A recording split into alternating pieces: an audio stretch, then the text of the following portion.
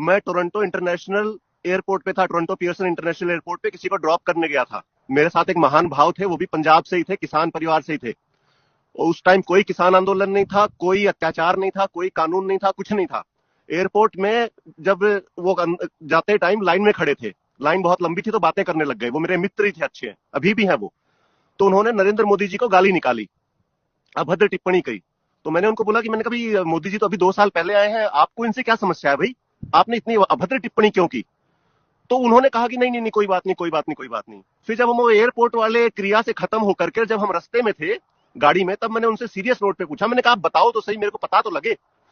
जो बात उन्होंने बताई वो सुननी चाहिए। उन्होंने कहा कि प्रमोद भाई, ये व्यक्ति जो था, जिस हिसाब से भारत के अंदर अराजकताओं की सरकार चल रही थी, गठबंधनों की सरकार चल रही थी, कभी किसी को तोड़ लिया, कभी किसी को मोड़ लिया, जिस हिसाब की पॉलिटिकल इनस्टेबिलिटी थी उस देश के अंदर, हमें यह था कि जो रेफरेंडम हम 2020 में करवा रहे थे, जिस रेफरेंडम के लिए हमने 2020 रेफरेंडम के लिए पैसे इकट्ठे कर लिए थे, वो रेफरेंडम के टाइम हम खालिस्तान की नींव खोद देते और उसके अंदर पत्थर डाल देते।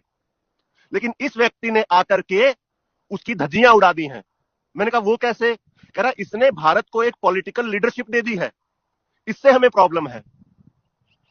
मैंने कहा, और उसने कहा कि इसने हिंदुओं को जातियों से ऊपर उठ करके और अपने देश के लिए और अपने राष्ट्र के लिए एक कर दिया है, इसलिए हमें इससे नफरत है।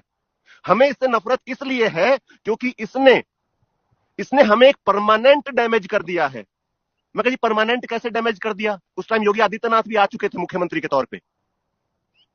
तो मैंने कहा जी परमानेंट कैसे? कह रहा है आज दुनिया के सामने सबसे बड़ी प्रॉब्लम यह है कि दुनिया के किसी भी देश के पास लीडरशिप नहीं है, चाहे अमेरिका लगा लीजिए, फ्रांस लगा लीजिए, जर्मनी लगा लीजिए।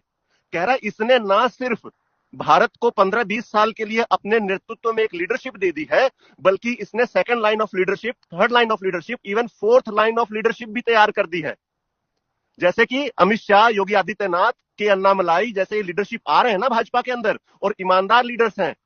समस्या इस चीज से है, और समस्या सिर्फ इन भाई साहब लोगों को नहीं है जो ये बॉर्डर पे बैठे हुए हैं, शंभू बॉर्डर पे।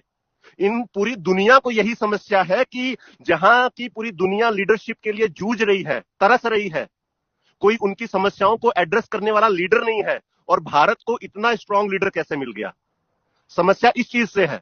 तो पर्सनली जो आम ये लोग नफरत कर रहे हैं, वो तो इस वजह से नफरत कर रहे हैं कि हमारे मंसूबों पे पानी फिर गया।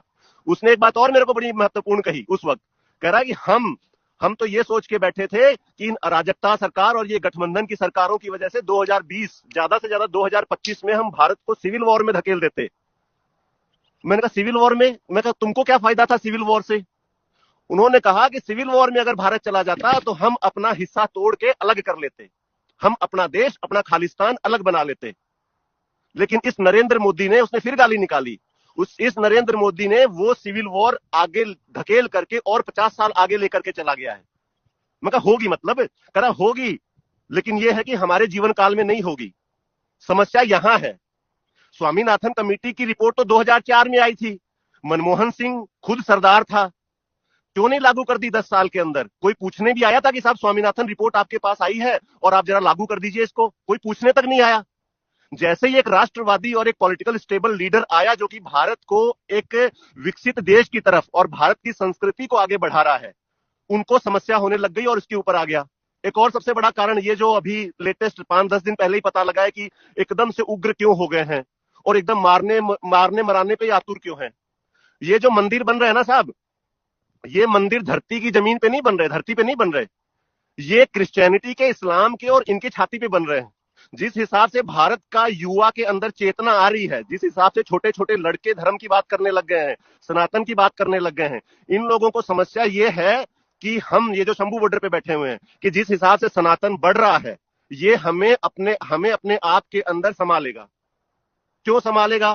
क्योंकि श्री गुरु ग्रंथ साहब के अंदर 9258 बार राम और कृष्ण का शब्द का यूज होता है। अब उस शब्द का यूज होता है तो उसके रेफरेंस में 2-2 4-4 लाइनें भी होंगी। कल्ला तो ये तो है नहीं कि एक शब्द लिख दिया और बात खत्म। अब उस एक शब्द के ऊपर जब 2-2 4-4 लाइनों का रेफरेंस होगा तो 9000 को आप 4 लाइनों उससे गुणा करिए तो कितना मटेरियल उस पवित्र ग्रंथ में जो है वो सनातन को लेकर के दिया गया है। इनको ये है कि जिस हिसाब से सनातन का प्रमोशन हो रहा है, उस हिसाब से तो जो है हमारे लिए समस्या है। कारण ये है। एक और इनका मेन कारण ये है, हाँ जी बोलिए। नहीं, आप अपना कारण बताइए प्लीज, मैं अपनी बात बाद में पूछूंगा जी। तो पहला कारण नफरत का जो था वो सिविल वॉर को अवॉइड कर दिया। दूसरा कारण नफरत का जो है वो सनातन का रिवाइवल है। और वो सनातन का रिवाइवल सिर्फ भारत में नहीं है, वो सनातन का रिवाइवल पूरी दुनिया में है। और वो पूरी दुनिया में इस हद तक है कि आज रशियन गोरा भी हरे कृष्ण हरे राम कर रहा है। आज कनाडा के अंदर जो गोरा बैठा है, जो अमेरिका के अंदर गोरा बैठा है, जो इंग्लैंड के अंदर गोरा बैठा है, जो बीफ खा करके, जो गाय का मांस खा करके बीमार हुआ पड़ा था, उसको ये पता लग गया है कि योग करने से मेरी बहुत सारी समस्याओं का हल है। उसको ये पता लग गया है कि मेडिटेशन करने से जो हमारी एक बहुत बड़ी जनसंख्या डिप्रेशन के अंदर जा रही है, उसका हल है, उस डिप्रेशन से हम बाहर निकल सकते हैं। जब उनको इन दो समस्याओं का पता लग जाता है तो उस गोरे के अंदर जिज्ञासा होती है। वो गोरा दिहाड़ीदार नहीं है कि सुबह 8 बजे से लेकर रात को 10 बजे तक दिहाड़ी पे ही है। उसका खुद का घर है, वो फ्री रहता है। जैसे हिंदुस्तान में लोगों के पास बहुत फ्री टाइम है, फिर वो हिंदुज्म के बारे में रिसर्च करने लगता है। तब उसको समझ में आता है कि जो मैं अभी तक जीवन जी रहा था उसका तो कोई मूल्य ही नहीं था। जीवन जीने का द असली way of living life is Hinduism. और तभी आप देख सकते हैं कि ये ढोल और ये दूसरे भक्ति के उपकरण लेके जो सड़कों पे हरे राम हरे कृष्ण, ये बैप्स वाले, इस्कॉन वाले, रशिया, नॉर्वे, हर जगह जो घूम रहे हैं, ये उसी का एक कारण है। तो इन लोगों को ऐसा लगता है कि ये सारा कुछ जो रिवाइवल हो रहा है ये नरेंद्र मोदी की वजह से हो रहा है, न कि 80 करोड़ हिंदुओं की वजह से। क्योंकि 80 करोड़ 100 करोड़ हिंदू तो 2014 के पहले भी थे, लेकिन वो कहां पड़े हुए थे उनको कोई नहीं पूछ रहा था।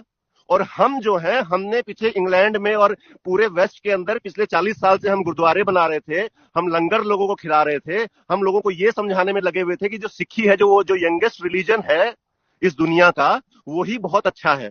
लेकिन उस 40 साल के ऊपर ये 10 साल के अंदर भारी पड़ गया। इन्होंने तो लाखों गोरे जो है हरे राम हरे कृष्ण कर रहे हैं, लेकिन हम तो 10 गोरे भी नहीं इकट्ठे कर पाते। समस्या यहां है।